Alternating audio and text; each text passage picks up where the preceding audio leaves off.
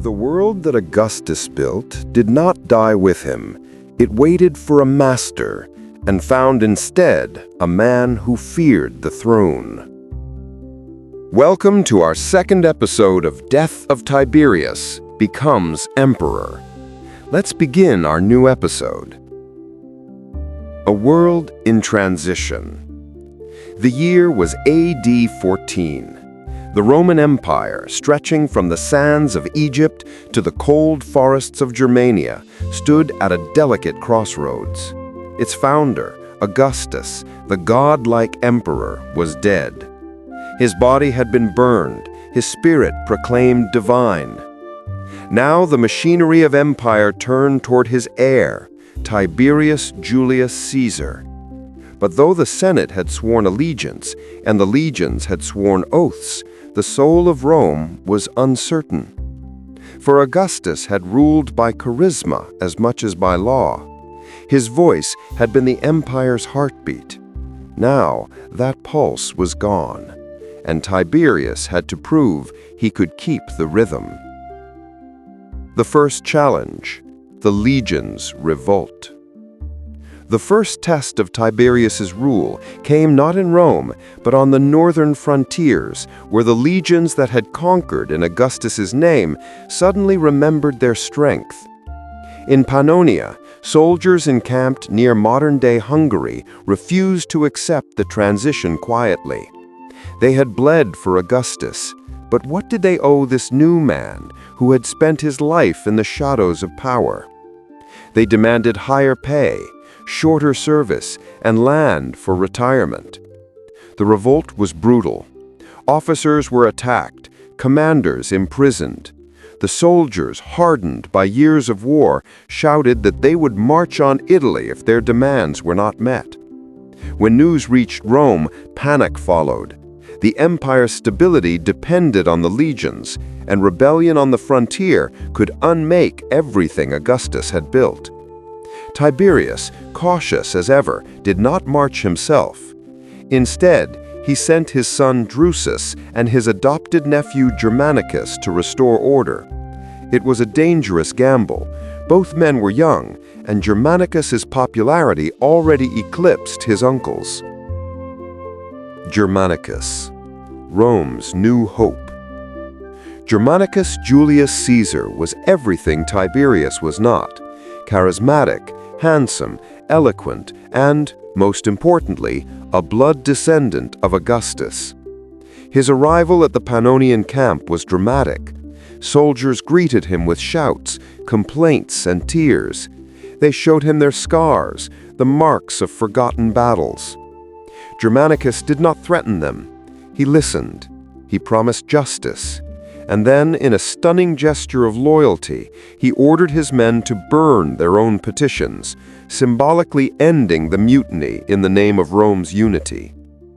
The act moved even the most bitter soldiers. Within days, order was restored.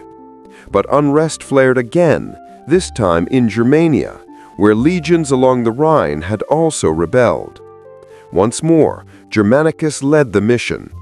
He turned mutiny into triumph, leading daring raids across the Rhine and recovering the lost standards from the disaster of Varus, the same catastrophe that had haunted Augustus to his dying day.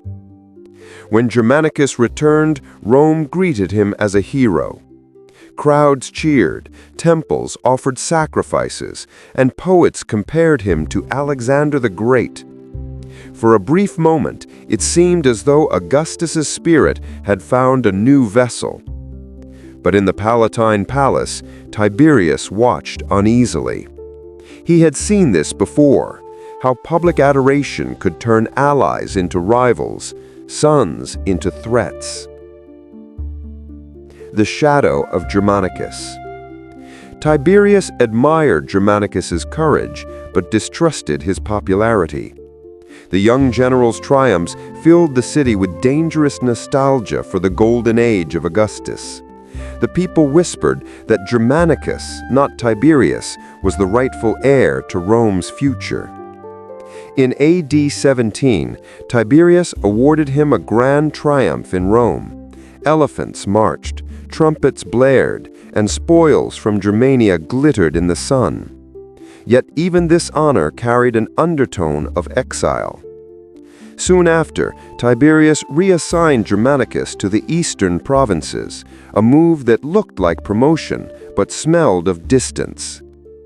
There in Syria, Germanicus found himself in conflict with Gnaeus Piso, the governor, and a close ally of Tiberius. Ancient writers, Tacitus, Suetonius, and Cassius Dio, would later hint at conspiracy. Piso insulted Germanicus publicly, defied his orders, and openly challenged his authority. When Germanicus fell ill in AD 19, he accused Piso of poisoning him. His final words, recorded by Tacitus, became legend. "Tell my friends that I die innocent and unjustly accused." His death sent shockwaves through the empire. Piso was recalled, tried, and forced to take his own life. But the damage was done. The people of Rome wept for Germanicus as they had for Augustus, and they whispered that Tiberius had arranged it all. The emperor retreats into silence. From this point onward, Tiberius changed. The cautious man became the withdrawn ruler.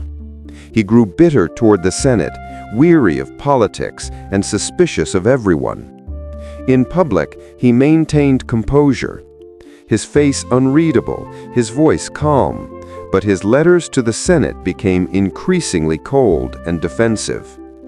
He began to delegate more and more to one man, Lucius Aelius Sejanus, commander of the Praetorian Guard. The rise of Sejanus. Sejanus was an ambitious soldier of humble birth, but immense cunning. He saw in Tiberius's isolation an opportunity. Under Sejanus's guidance, the Praetorian Guard, originally a loose collection of personal protectors, became an organized political force. He moved them into a fortified camp within the city itself, ensuring that Rome's security and its terror ran through his hands. Sejanus flattered Tiberius, mirrored his suspicions, and convinced him that enemies surrounded the throne. Together, they began purging the Senate of traitors. But the true traitor was already at the emperor's side. The Empire of Fear. By AD 22, Rome had changed.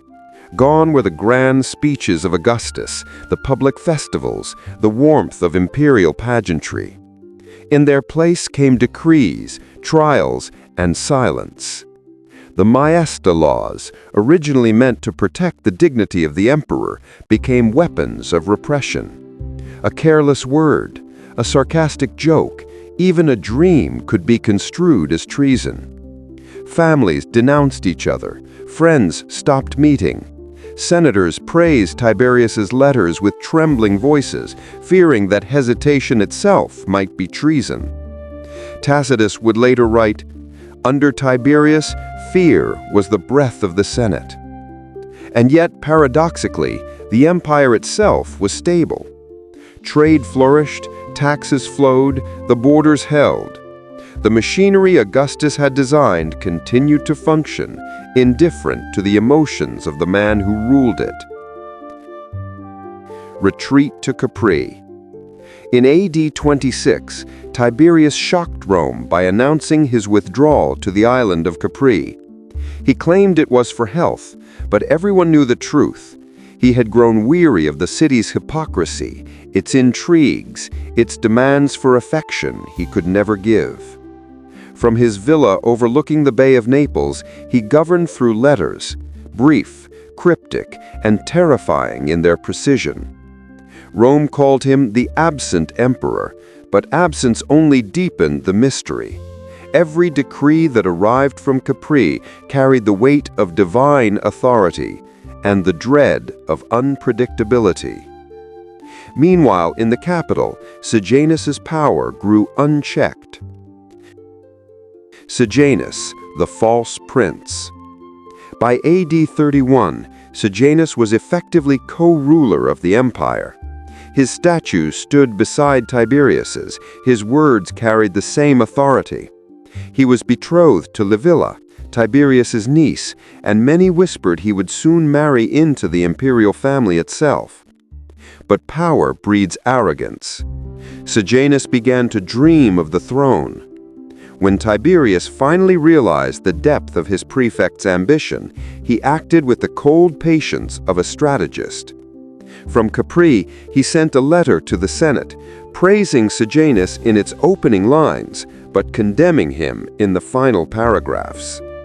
As the letter was read aloud, the senators froze. Within moments, the Praetorian Guard, still loyal to Tiberius, turned on its own commander. Sejanus was dragged from the chamber, strangled, and his corpse thrown to the mob. The empire Trembled once more. The man who had ruled through fear had been destroyed by it. The years of terror. After Sejanus's fall, the terror deepened.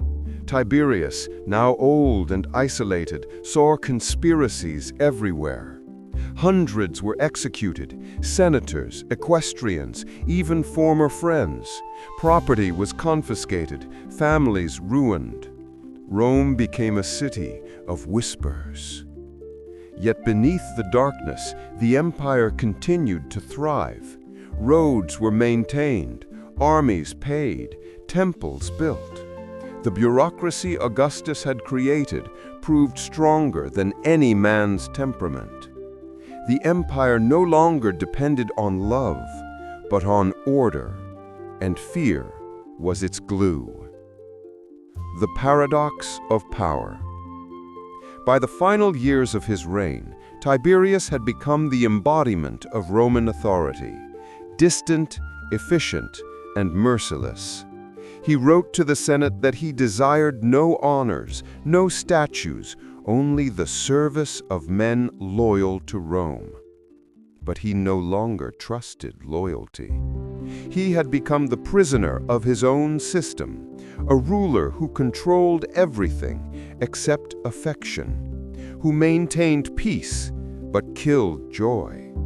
Where Augustus had charmed the world into submission, Tiberius ruled it through silence. The empire endures. Despite all the fear and suspicion, Tiberius's rule marked a strange triumph of continuity. For the first time in recorded history, a massive empire had survived the death of its founder. The transition had been painful, but successful. Tiberius proved that Rome no longer needed a demigod to function. It needed an emperor who understood that systems outlive men. He may have ruled in the shadow of Augustus, but in preserving that shadow, he ensured the empire's light did not fade. Augustus built an empire of marble. Tiberius taught it how to stand. Dear viewers, thank you all for watching our second episode. The third episode will be uploaded very soon. Please stay tuned, subscribe, like, comment, and share to encourage us.